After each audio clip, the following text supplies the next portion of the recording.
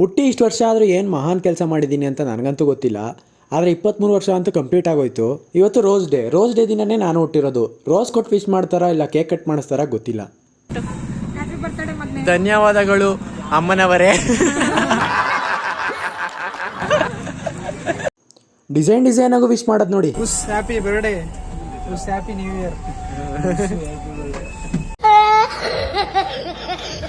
Bus ಹತ್ಕೊಂಡು ಸೀದಾ ಮನೆಗೆ ಬಂದರೆ ನನಗೆ ಗೊತ್ತಿಲ್ದಂಗೆ ತೇಜೋಣ ಮತ್ತು ಶಿವು ಬಂದಿದ್ರು.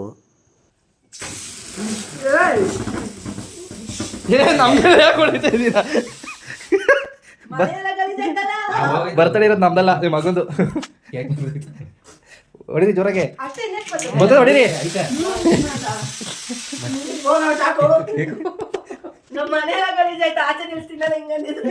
ಏನೊರ್ರೆ ಅದೆಲ್ಲ ಹೊಂಟೈತೆ ಅಂದ್ರೆ ನೋಡಿ. Happy birthday to you, happy birthday to you, happy birthday to you ಬೇಬಿಸಿ.